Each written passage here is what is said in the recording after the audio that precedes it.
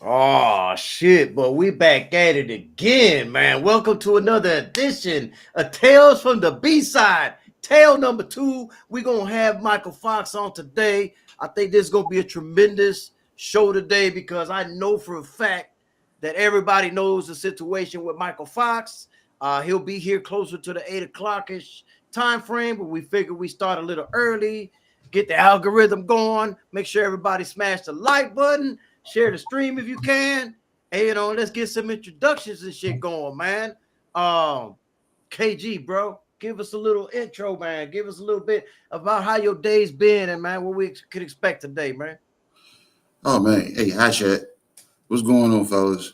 Our weekend's been pretty cool, man. You know what I'm saying? I was telling Connor behind the scenes, you know what I'm saying? I went to a pool party last night, so it was pretty dope, you know what I'm saying? And people said a pool party. It was only like 75 degrees outside. I'm like, well, it was a heated pool. So, and they had the heaters up around, so it was a good time. You know what I'm saying? They had the bar going, the DJ was doing his thing. It was a cool little vibe, man. Nice little laid back, off way out in the, you know what I'm saying? So nobody's bothered. So people singing karaoke on and off key. So, but yeah, it was a good damn night. We had some good boxing on. Man, it's just a good damn, you know what I'm saying? I roll into the day, man. And I was looking forward to the day, man. It was almost like a kid, first day of school. I had my outfit laid out. I was all excited. I said, I can't wait till they get my boy Mykal Fox on here, you know what I'm saying? And crazy thing, you know what I'm saying? And I might be a little long-winded or whatever, but the Fox family, I met these people, I want to say 3-4 years ago. And I met Alantez Fox first. We met them, you know what I'm saying? Somehow Red came across Alantez as far as getting an interview. We interviewed Alantez. And from that point, I got cool with Alantez. Me and Alantez ended up, you know what I'm saying, getting cool to the point that I had been up to DC. We had hung out a few times. He's cut my hair because he's a barber. So I've interviewed him while he's cut my hair. I had just missed Chris Algieri one time, and it would have been a good collab because Chris, when I seen him at the venue, he said, "You just missed me." He said, "Because Alantez had told me about you coming up." I said, "Damn, that was a good plug right there." So, Coach Troy, man, great dude. You know what I'm saying? This guy, he the way he talks shit.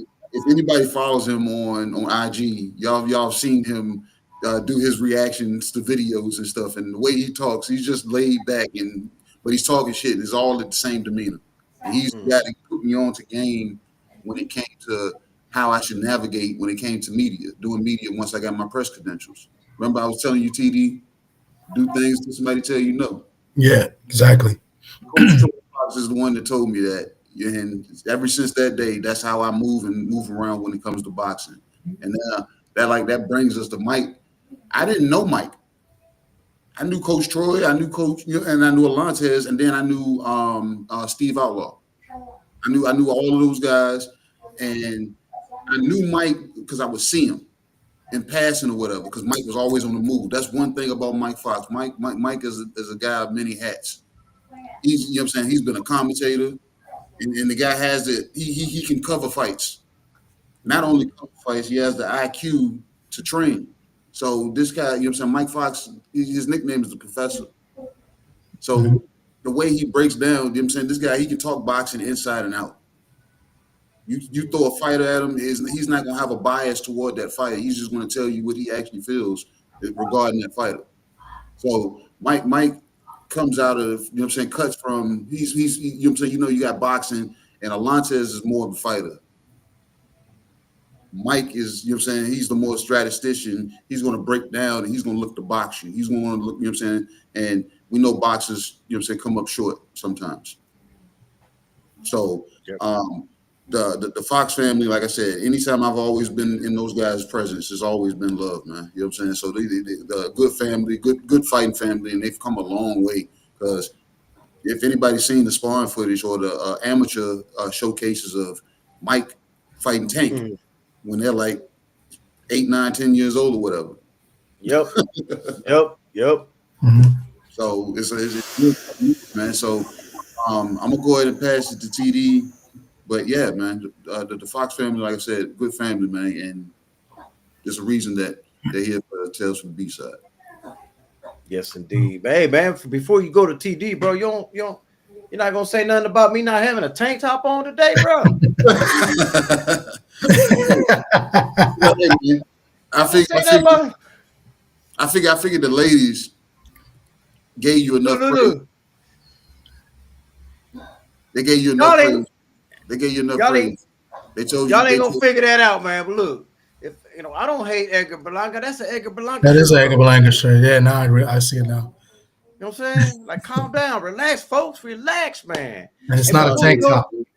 Right, man. Hey, before we go to Thomas though, man, next week, man, just we're gonna have a double header next week because I'm bringing Justin Paldo on, and a good friend of mine, Justin Paldo. We're gonna bring him in the noontime, 1 o'clock time, and then we're gonna bring my other good friend who's on my wall back there, Fresno Kendo, around 7:30, around that time, man. So we're trying not to do doubles, but that's just an exception that I had to do for this following show. But yeah, man, go ahead, TD. Oh man, it was good. Everybody in the chat, appreciate you guys coming in.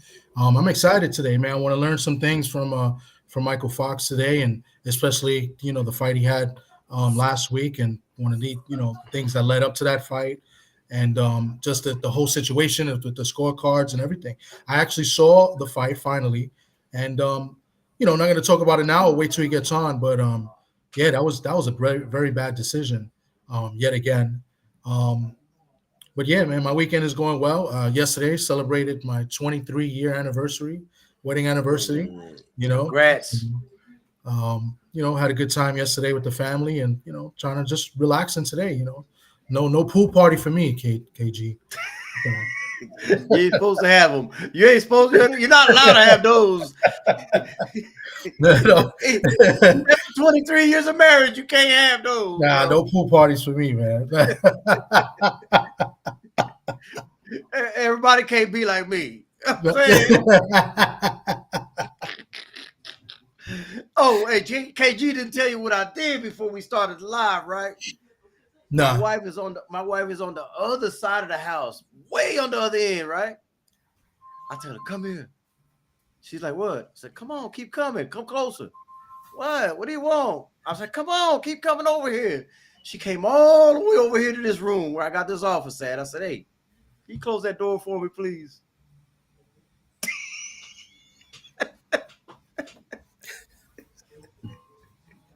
Yo. Yo, she said, I'm going to make you pay for that. I'm going to make you set yourself up. You said this.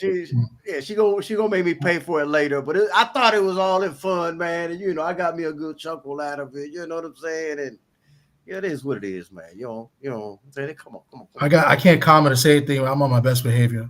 You got to be on your best behavior. Okay. She's right behind me, so Hey, man. KG said, hey, man, I ain't subscribed to that. I ain't got nothing to do with that. Not me, baby, not me. You know what I'm saying? That's not me.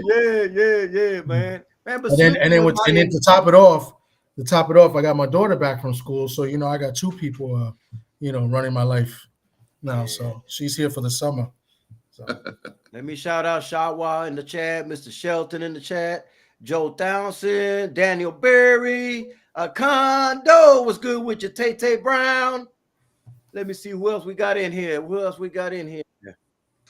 And we got Apple in LDTV, J Man, Stormy B Man, Camille Fields. Salute to y'all. And let me see if I can. I'm trying to bring him on. I swear to God, I am. Here he is, man. So we got Michael Fox in the building, man. How you doing, sir? What's up, What up, Mike? What up? All right. What's good? Hey, man, this is a new series that we started. KG came up with the idea, man, and we linked up between the three of us because we all got three connections of different types with different fighters and stuff. And we of course we got to start off on a second episode with Michael Fox, especially after that recent fight that just happened. So tales from the B side, man. I mean, you got some tales from the B side for sure. Nah, definitely got done had B-side treatment, but I mean, even still, I always say, like, man, if you can fight, you ain't worried about which side. You going A side, B side, port side, C side, whatever. So see, this is the thing right here, man. For those who don't know, man, he got that bad, horrible decision against Maestre. I hate to bring that one up, but we got to start somewhere with this. We know what happened this last one, but it almost seemed like a copycat of that same shit, damn near. You know what I'm saying? And I'm like, I was speaking on this last week, right? How people don't understand how a lot of things go on in the back, right? With the hand wraps and all this other shit. I'm like, just look at the Maestre fight. How did Maestre even make it to the ring with the skin gloves? How does that happen if everything is so bulletproof like people say? The thing about it is, like, you go by each state commission is different. In Minnesota, they weren't used to having high-profile fights like that, and that's what that basically showed. This is the thing, a lot of people don't even know. My cut man went over to watch him wrap his hands, and he caught him stacking the wraps. So he had to tell him, "Oh, you can't put tape over more tape gauze, so you can't keep doing that." They had to tell him, "Oh yeah, he's right. You can't do that." Right? Then we put our gloves on. We just put our gloves on. So we put our gloves. I didn't see his gloves get put on. My team didn't see his gloves get put on. His team didn't see my gloves get put on. That's why we got to the ring. And this is important. That's why you need to make sure you got a good team that's knowledgeable. My promoter at the time, Marshall Kaufman, saw him as he was walking to the ring. He calls my dad over. He's like, "Yeah, hey, fuck, Troy. You gotta call. Look at his gloves. They taped up too high. He's trying to skin it." So when we go to the middle, my father immediately said something. He said something about it. He's like, his gloves are too high. His gloves are too high. Come to find out, he's like, with the referee Mark Nelson, he's like, "Hey, he's right." He takes him back over there, but come to find out, he didn't sign off on the gloves. Like, if you looked at my gloves, you saw a Sharpie writing on my gloves. That's the commission signing off on it. Nobody signed off on his gloves. If you watch the broadcast again, you'll hear Mark Nelson, "Who signed off on it? Who signed off on these?" Somebody like, "Oh, it wasn't me." Yeah, there wasn't nobody. So that's the problem we having. Why isn't, like, why? Yeah, like, no, like, I don't, like I said, basically it was amateur hour in Minnesota that time. Mm-hmm, And since then I'm pretty sure they tightened up and anything like that. But that's why you need to have a good team with you. I tell that they're all young fighters, man. Get people you trust, get people that's knowledgeable. I mean, some people are learning, but if you got somebody that's on your team, they got skin in the game, you trust them. You trust them because ultimately they don't want to see you get hurt. Even if they out to make money off you, they still need you safe to a degree. You know what I mean? But my March. So shout out to my promoter. He was my former promoter, Marshall Kaufman. He's the one that spotted that. Yeah. Hey, the thing with all that is, man, that it's a shame because, I can't even begin to think how you felt after that Maestre fight. We ain't even got to the one this last fight yet, but I can't even begin to think that, man. We all made videos about it, trying to, talk about how corrupt the sport is, that they need to, do something about these judges and all this other shit, because we all did it We all did. We fought for you online. Not just Yeah, I me, not appreciate just that. KG, but a lot of channels did, And there has to be a way to get this under control somehow, because the judging has been, it's one thing if it's a closer fight and stuff like that, but these are obvious wins. That was an obvious win for you, and I couldn't. That needs to be investigated to me, man. So speaking of that, was there any type of investigation on your part, on your team's part, because they obviously were trying to cheat from the get go, and they thought they could get away with it, and then then the decision, which was a clear robbery. I mean, you won 80% of that fight from the beginning. You dropped them, I believe, in the second round. You came in there, you washed them, and then to not get the decision, I mean, they literally robbed you. Like, was there any thought of like pursuing any legal action? I mean, I think you guys protested, right? Yeah, we did. We did. Uh-oh. Uh-oh. Oh, he broke up. Either that or he might have got a phone call and stuff like that. Maybe.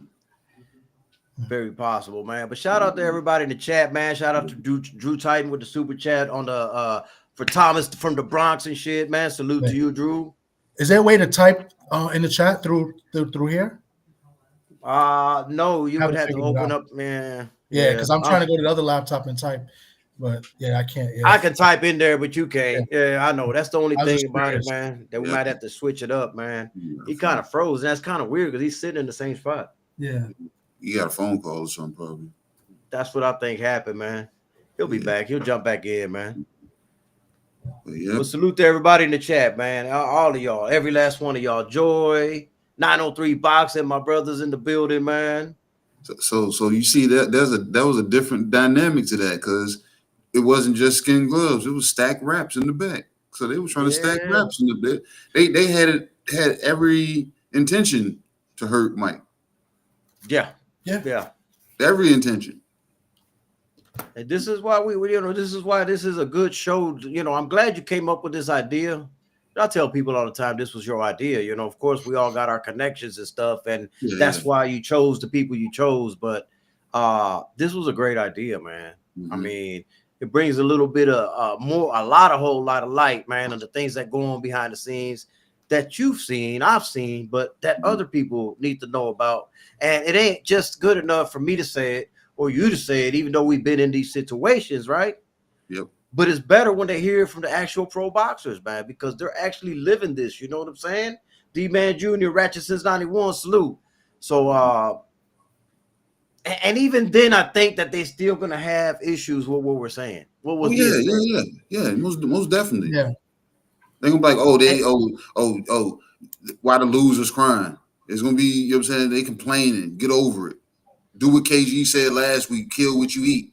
Yeah, but I'm gonna wait for Mike to come back because I got a question for him. You know what I'm saying? Once we get through this or whatever. But on the other side of that, it's not about winning and losing. It is to an extent, but it's to what these fighters go through and behind the scenes what they go through to educate others what really goes on. Because not many people they only see what's on TV.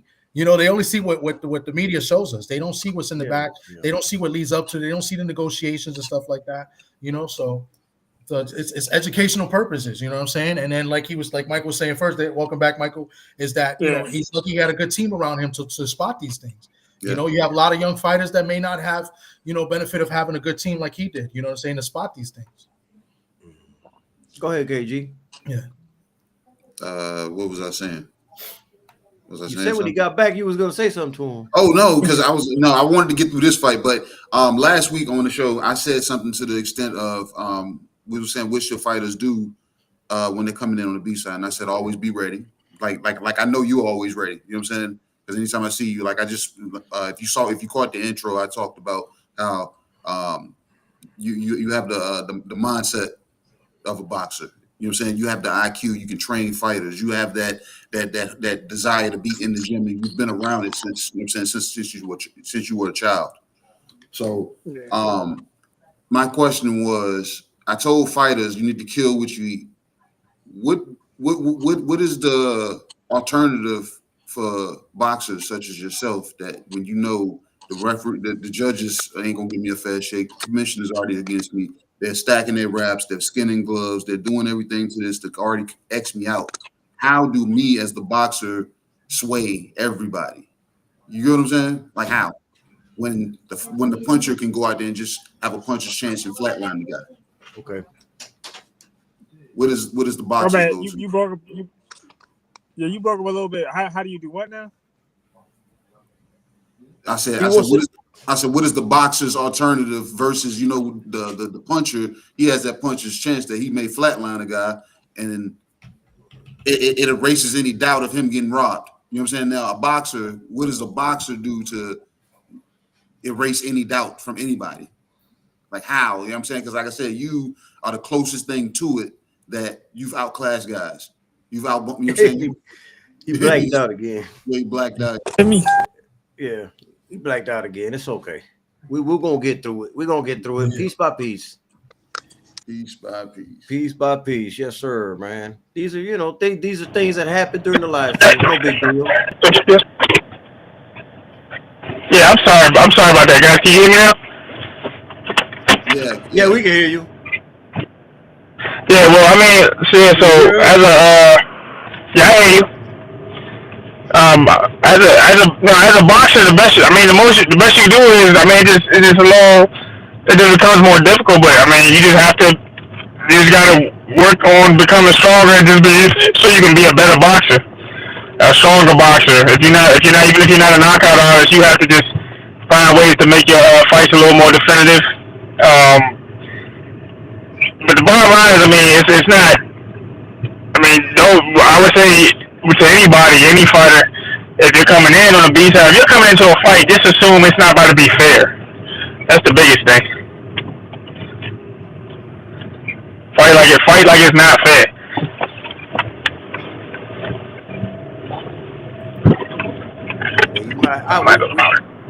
We hear you loud and clear, but you might have to go out and come back in because it's super loud. All right, hold on a second. Yep. I almost had to take my headphones off, bro. I turned mine down.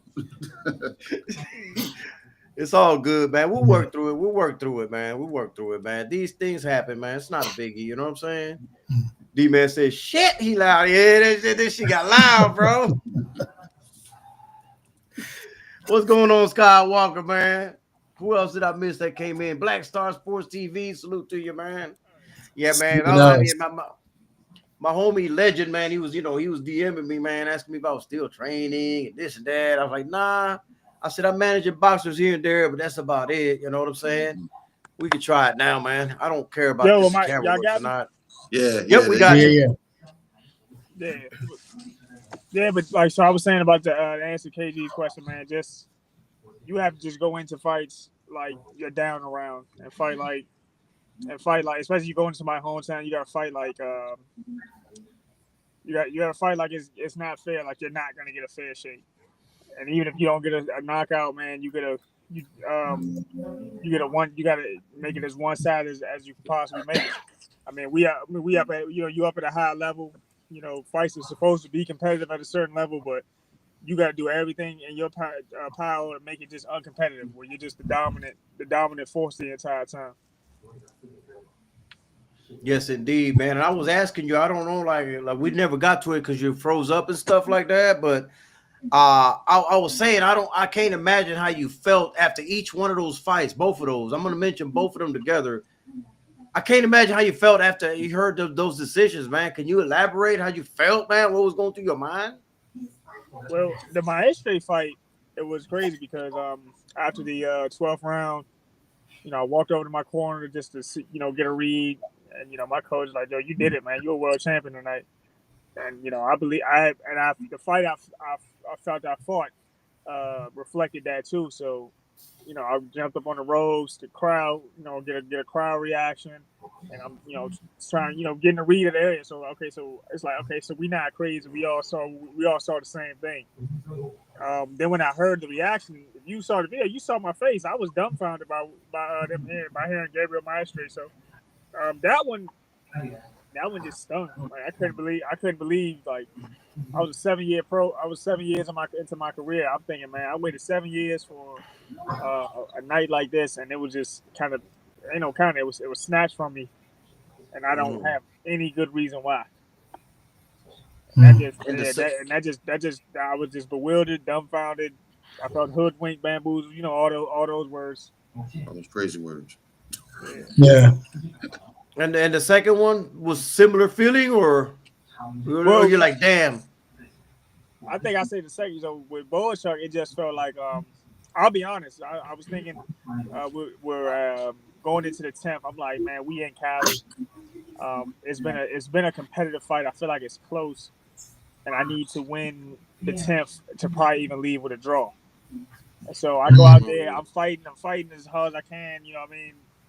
Doing what I had been doing the entire fight that I thought was giving me a lot of success. And then I knocked him down. They didn't count the knockdown. When I thought I knocked him down, I said that might swing it for me. It might be a close one. They might swing it for me. And then he calls it a slip. And that was the worst thing about it. Like, the referee, he's normally a better referee than that, man. Everybody has a bad night, but I'm just like, man,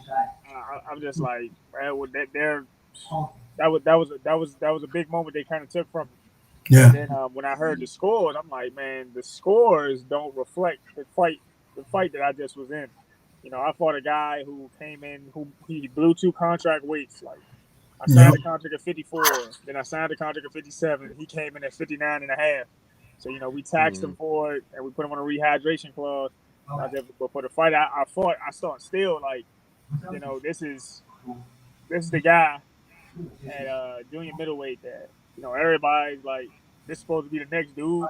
And, he's out here going toe to toe, fighting tooth and nail with a welterweight. That's the honest truth. That's the honest truth of the matter. I've been a career welterweight, and this guy's struggling. He had to pick himself up off the canvas against a welterweight. I mean, I think at the very least, a lot of the junior middleweights are looking at him like food now. No. Yep. Already, Virgil Ortiz already criticized him heavily for the fight. They said he's one of the guys that said he clearly lost that fight. Yeah. I spoke to Virgil a little bit, but yeah, a lot of people, like, even it was a dude in the comments actually that was just like, "No, I'm Ukrainian," and I'd say I don't feel like he won. And I mean, when your countrymen kind of turn on you, that says something about the performance you had. I mean, his promoter's probably not happy with him or anything. Like, man, you better tighten up. Like, I had to pay all this money because you missed weight. The least you could have did was knock the kid out, and instead, you fight, you battling, you doing serious battle with a welterweight, and he came in the middleweight. And they expected to knock you out too. They was expected to do that. Mm-hmm. Of course, he got 20 out of 20 knockouts or like 22 wins, and I was supposed to be coming up one weight class. Yeah, and I know what they were expecting him, but I watched this fight. I watched this fight with Brandon Adams. I watched the fight with Virgil Ortiz a bunch of times, and the Ishmael Davis fight. Man, we did our homework, and I just felt like I still feel like skill for skill I can beat him. I think, but at that level, he is a good fighter. So at that level, a weight advantage like that just aids him. Yeah. Was this fight presented to you? Did they come looking for you, or did you come? Did you present it to them? No. My promoter hit me up and was just like, "Yeah, you want to fight him?" Like, I think they just were in talks. Like, they needed somebody, and like I said, I thought it was gonna be at 54. So I said, "Yeah, I'll fight him." So they first presented it in April. Early April. I said, I do it. I got a contract the next day, signed it, sent it back the same night. And then right after Easter, they said, man, we don't know if he'll make the weight. We was wondering if we can move it up to like 157. We're willing to pay more money, blah, blah, blah. So I'm thinking my mind is, somebody enjoyed their Easter dinner. You know what I mean? Somebody really enjoyed their Easter. And I was like, all right, well, if y'all gonna give me some more money, I'll let y'all fight at 150. We'll let the fight ride at 157. We get out to the day before the weigh-in. So we got there on the third. We got to Cali on a Thursday, and he's we're doing paperwork, whatever. I head back to my room. I get a call. Well, firstly, a guy from the promotion came to my room and he weighed me. I thought he was just like getting a weight to see if everybody was like everybody was on point. And then my promoter calls me right after. He said, "Yeah, I just spoke to Tom. He says Boachuk's. It's not looking like Boachuk's gonna make weight. He's stuck at 162." I'm like, "What?" And then I said, "Let me call you back. Let my team know what's going on." And then I tell him, "Man, look, I'll tell you what. I'm coming to the. I'll be at the weigh-in tomorrow, ready to weigh in at, and I'm gonna be on weight.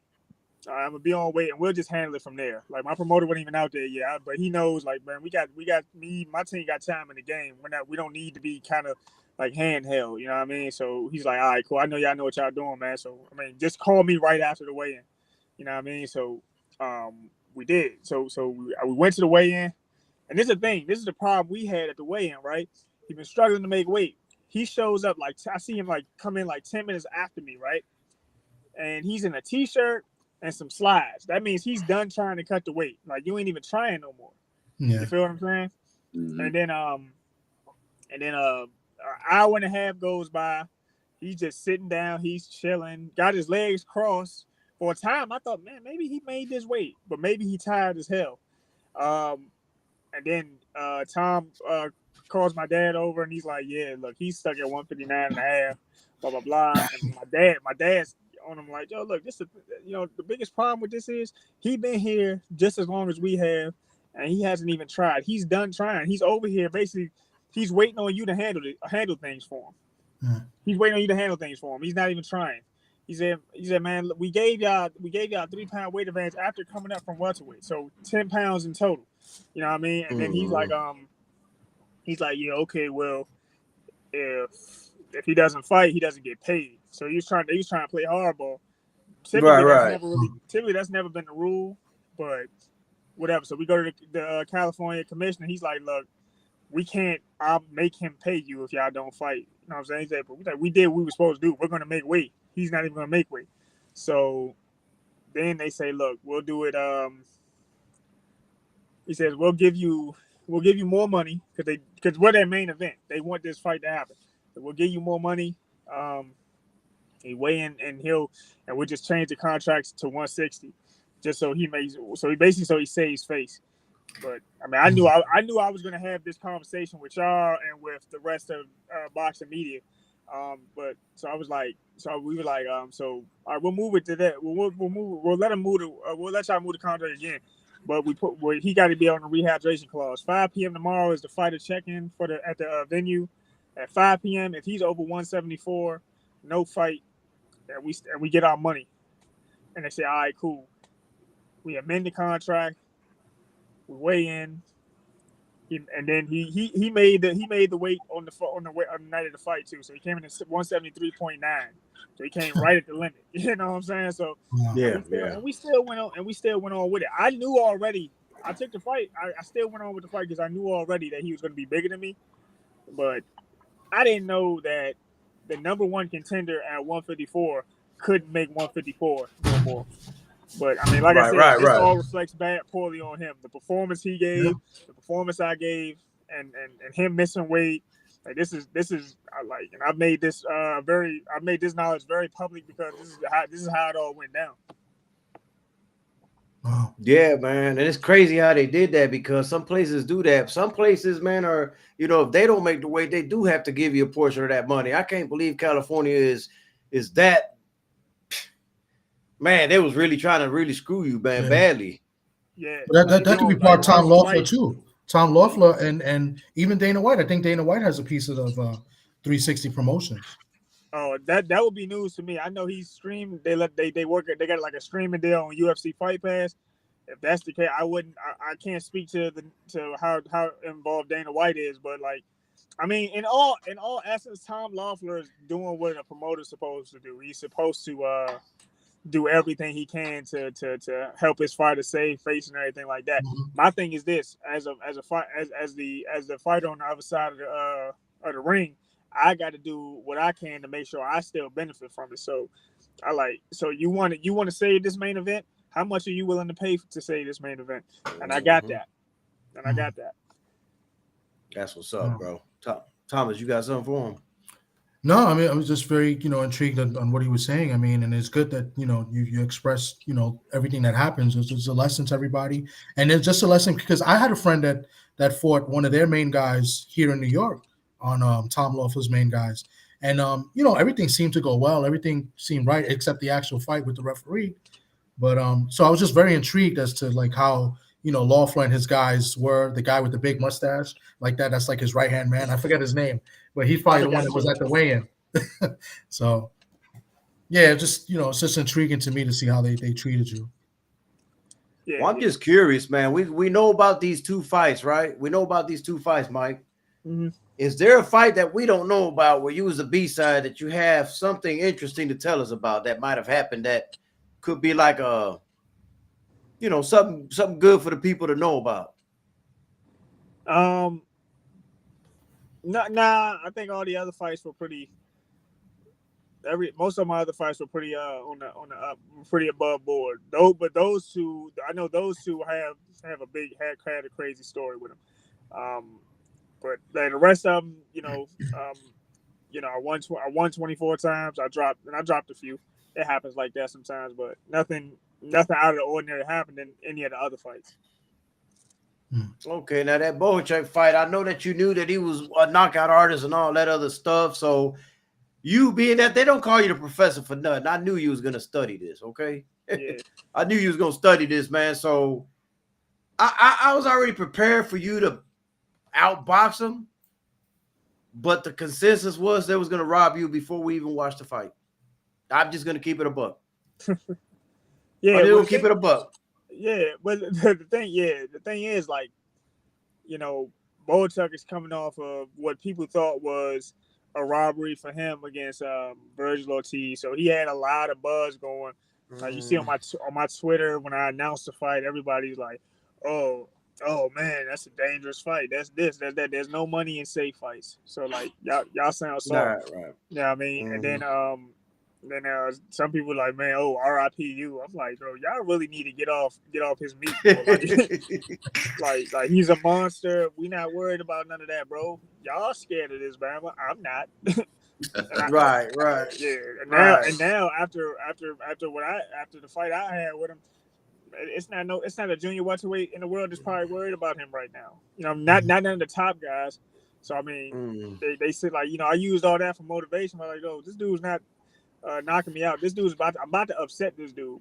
But I knew it was going to be tough to do. His promoter, his his side. We in Cali, his adopted hometown, and everything like that. But we don't worry about all that. We weren't worried about that, any of that at all. Like I said, I know skill for skill, I could get with him. Like I said, I think the biggest difference was just the weight. I think the weight aided him a lot. And I mean, he, like, after the fight, he's like you can't run. I didn't run, and you can't boxed. you can't boxed. and you Yeah. none of that. Like you said, you can't run, and my papa, like, and you can't blow the weight twice. You can't blow the weight 2 times. But all of it's part of life. He would, but like, the thing is, he never. I know he wouldn't fight me again. They'd avoid me like the plague. Like I'm the one that's knocking everything out. He wouldn't fight me again. And if we were to fight again, you either make 54 or we walking away from it, man. Because we gave you all that weight this time. You get no concessions from me if we were to fight a second time. And I think, and like I said, like I said, skill for skill, I knew I could get with him. I'm hitting him with plenty of counter punches, plenty uppercuts. We battling and we both getting off on at long range. So it was, like I said, I think it was a really good fight. I enjoyed watching it. I enjoyed watching it just for the, like, even if it's not me, I just enjoyed it. This was a good fight by both guys. He did what he did. He was doing his thing. I was doing my thing. I mean, but like I said, with him, like, missing weight, the more problems I got with the fight is the commentary team, where I told y'all this man was overweight, and they kind of still were kind of like dogging me out, and I'm like, bro, y'all not giving me credit for any of the good shit I'm doing, and y'all not, and as journalists, y'all not telling the whole story. Y'all just like painting Bohachek as this as this thing he's not. But people got eyes, so we saw.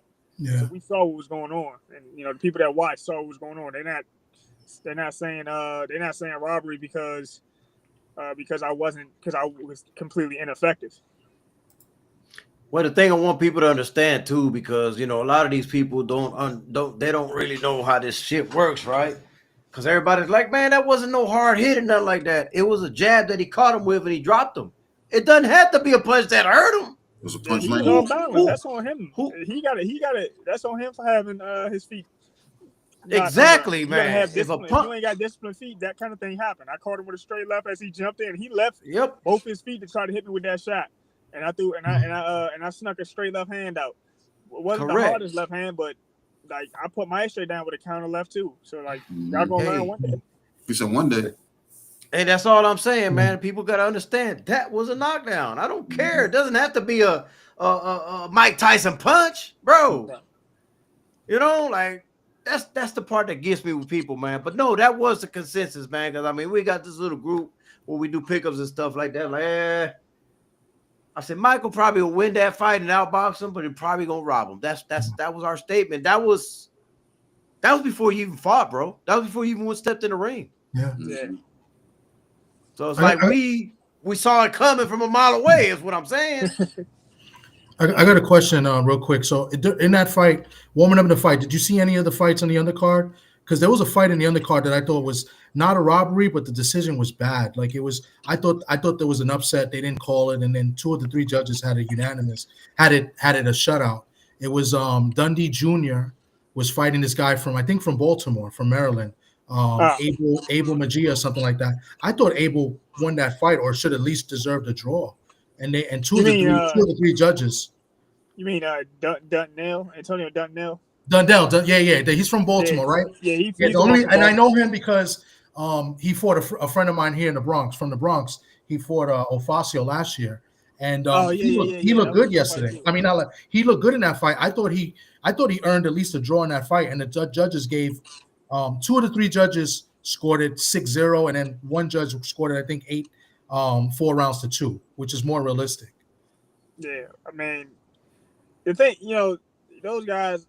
I think all those guys that fought are from or around California, the California area. Even the young lady that fought in that defended her title. She's I think originally from Japan, but she trains in California, so she's had a lot of time. Now these judges see these fighters; they've seen them a bunch of times. Mm-hmm. Maybe there's just a tad bit of favoritism, but that's the promotion's fighter. The guy that he was fighting too. So all those guys were 360 guys. Like Trinidad is a 360 guy. The girl, Magia, I can't pronounce his name. He's another 360 guy. Those are their fighters. Yeah. So I mean, they don't. The expectation is that it's a showcase for them, but like. Yeah. We all roll the dice. Like I said, there's no money in taking safe fights. Fights like this can change. You make your nice piece of change, and you can change your career trajectory. Walking away with that win with Boacek would have put me in a lot of conversations. That's the main thing I was fighting for. Is to being in those type of conversations. I think it still does because the people who I tell people this all the time. I think it still does because people really know the truth of what happened in there. I think you'll get your opportunities, man. I do. I mean, I know they like to. Because they know what they saw. You know what I'm saying? They're like, hey, you know what? Yeah. This kid deserves another shot, man. Because, man, he done got done wrong with Maestre. He done got done wrong with Boacek. Somebody's going to get this shit right. We're going to give him another opportunity. And we got to make it right, man. I mean, the boxing gods got to make this right for you, bro. I don't even think it's them trying to make it right. Them just trying to see if it's a third time fluke. You know what I'm saying? I think that be the night that Mike goes out and does what I said, flatline somebody, and they go like, "Oh shit, what happened? What happened?" Yeah. You know what I'm saying? So, but it's real slimy out there, man. Yeah. So I haven't had much to say for real because Mike has been pretty much answering everything that I, you know what I'm saying, potentially wanting to ask. And Thomas has been coming in doing this part, and Kano, like I said, I got a great panel here, man. I love it. You know what I'm saying? Yeah, no, this is cool. This is dope. But if you guys ready to wrap it up, I don't want to take up too much more time from Mike. I told him I said it was gonna be like 30 minutes. You know what I'm saying? We can get back to it. For sure. One question I gotta ask this. So, Michael, so what was the reason for you jumping right back in there? You got a fight coming up already. I think July. Like you're back at it again. Yeah, I mean, because why not? Like a lot of times, you have big fights like that, and then you gotta go, MIA for a while, waiting for the next big opportunity. My promoter said, "Well, look, we got a fight coming up in July." They said, "I mean, how you feeling? I know it's kind of early. Do you want to jump back in?" I knew I'd be all healed up and ready to go. I'm gonna be back in the gym this week. So I was like, yeah. I said, yeah, we can do that. We can do that. July 26th, because I mean, like I said, I spent more than enough time waiting on the next call. We got something to we're in a good place mentally, and we got having a date, have something to look forward to, bounce back, get back in the win column, things like that. I'm also going to Australia to spar with Tim Zoo. He's getting ready for Fun Doors, so I just want to ride that momentum into another fight. And that's good preparation. That's gonna be great preparation for him and myself. So we're gonna take it. I want to be able to take full advantage of that. So July 26th at Maryland Live Casino, we right back at it. I'm happy to hear that. Yeah, because the reason why I asked that, because I think when I went to go check your box rec before the Bowhead check fight, that fight was already scheduled. So you already had that fight lined up or that date lined up. Oh yeah, I didn't know that. I was just focused on Bowhead check, but I figured like even my promoter said, no man, however this fight goes, we're gonna have you back anyway. So just so we can, we'll have you right back on. Like they want to keep, just want to be able to keep things moving. As long as we can get an opponent and everything like that, I'll be fighting July 26th. I'm actually excited. I'm excited to. I'm excited to have this type of activity. I like having this activity. It keeps me sharp.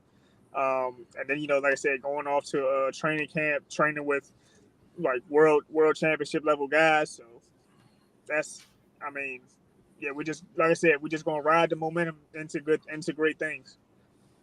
Man, I like that, man, because you got to stay sharp. I'm a big proponent of that. Stay busy, man. To hell with all that. You ain't got time to be sitting around, thinking about what happened the other day. It's time to keep it moving. That's why I said that. That's why I said that as part of my intro. I said, man, I said they stay ready.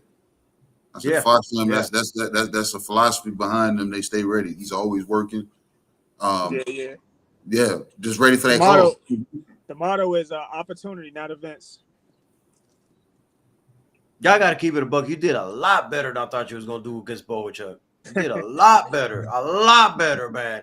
Bro, I don't have to sit here and lie to you, bro. I mean, I like what you did. You know what I'm saying? Thank you. I felt you was gonna, have a little bit of a. How do I say this shit? You almost made it look a little bit too easy, bro.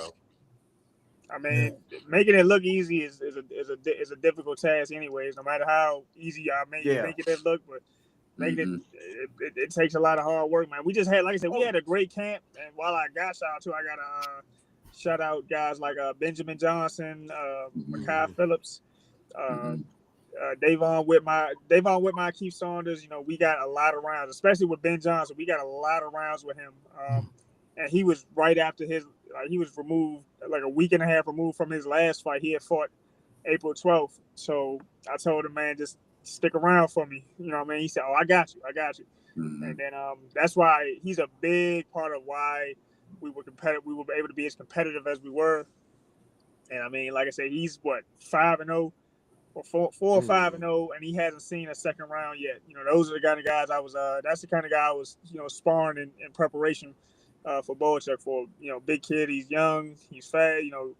Was he 20, 21 years old? He's actually fat. Hands are faster than Bowichuk's and everything. So we were doing a lot of rounds, and at his gym, it's nice and hot too. So it's a push physically and mentally, man. And I'm super duper grateful for just having him around. And for another, that's another lesson to like young fighters, man. Don't always be good work and don't be hard to deal with. People will like having you around. So, big shout out to No Excuse, Lamar Rose Senior, that whole mob, Jordan Rose, all them, but Ben Johnson.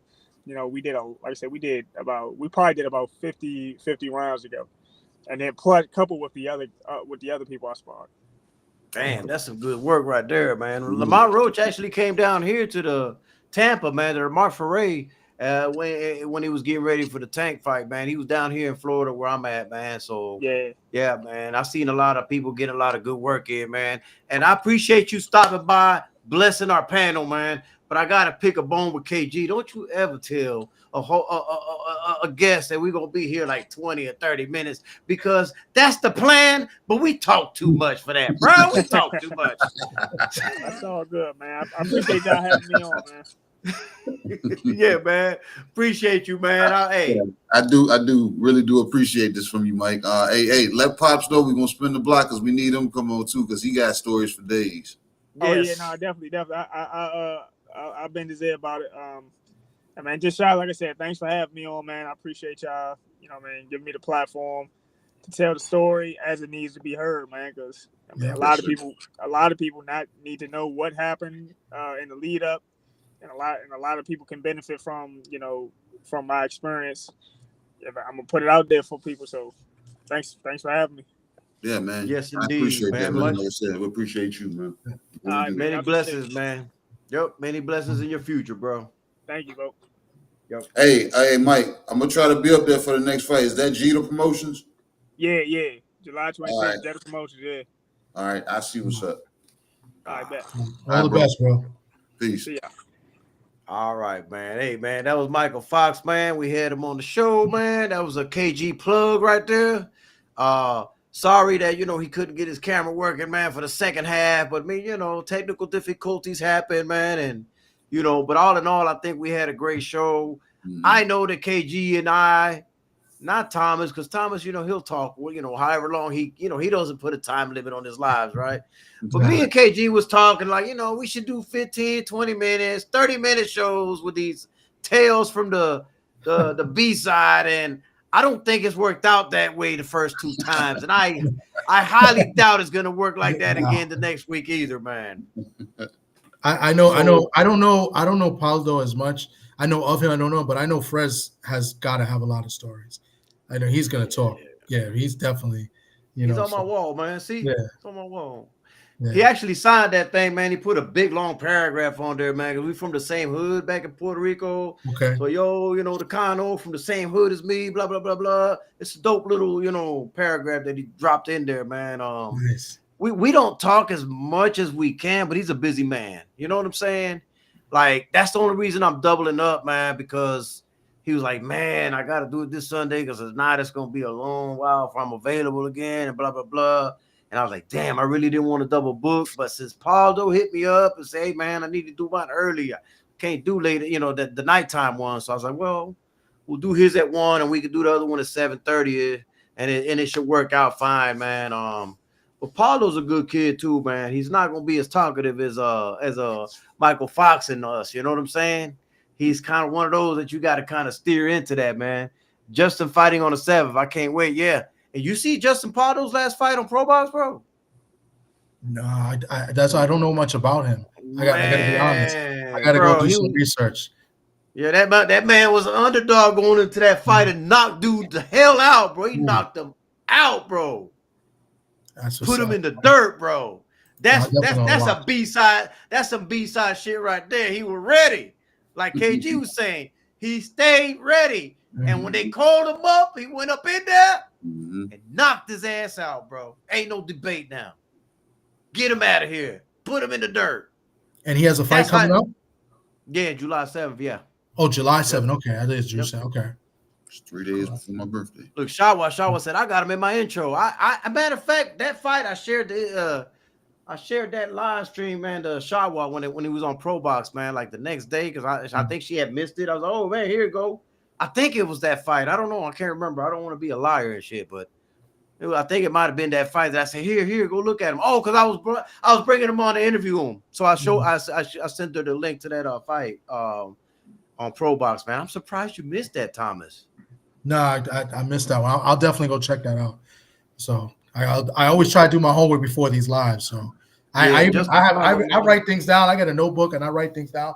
I have some questions here and I always write it down. You know, I try to be prepared for these interviews. So I'll definitely be doing some research before that.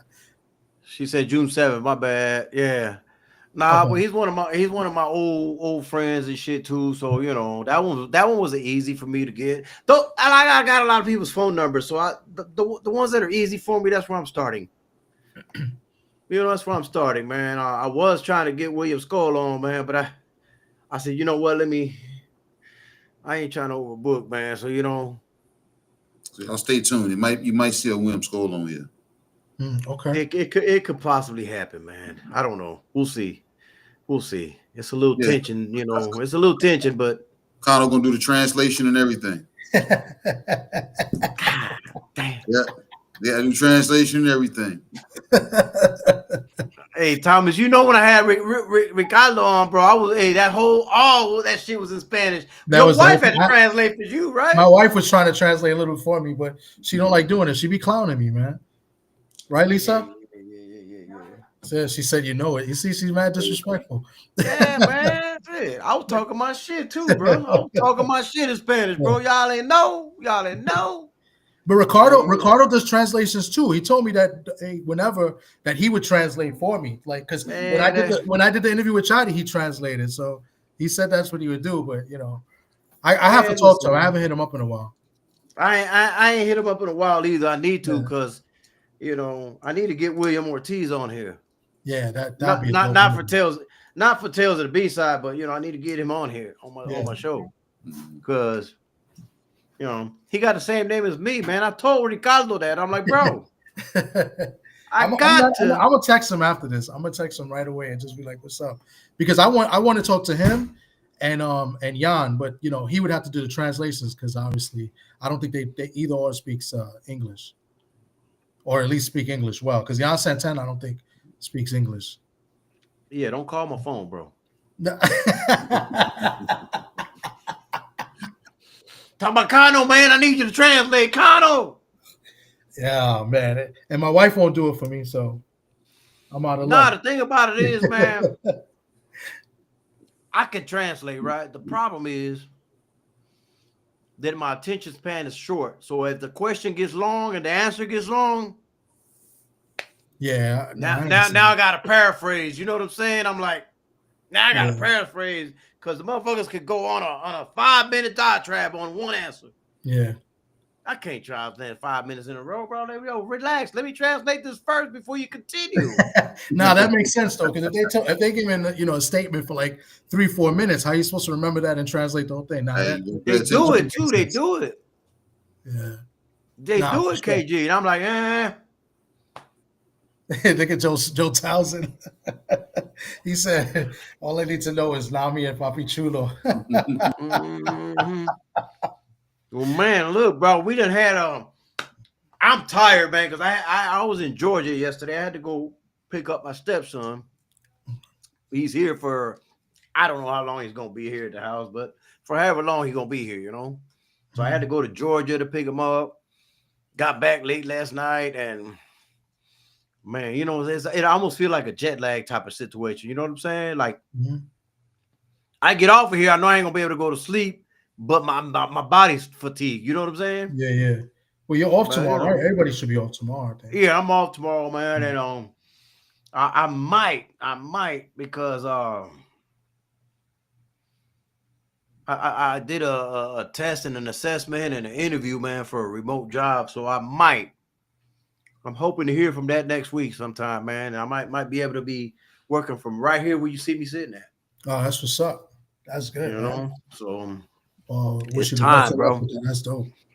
Yeah, me too, man. Man, any last words, man? KG, and then pass it to Thomas for the last word. Man, it's been a good one, man. Week 2, episode 2, Tales from the B-side, Michael Fox. Appreciate everybody for tapping in and tuning in, and those that will come back and catch the playback. Share this. I think it was pretty good. You know what I'm saying? We got some stuff out. And I'm looking forward. Like I said, I'm gonna say this every week. I'm looking forward to more stories, and I'm looking for more people to tap in and listen to these stories because Mike said it. Mike said something in my story or somebody else's story might be beneficial to somebody else. Yeah. Might help you enlist the services of certain people to be on your team.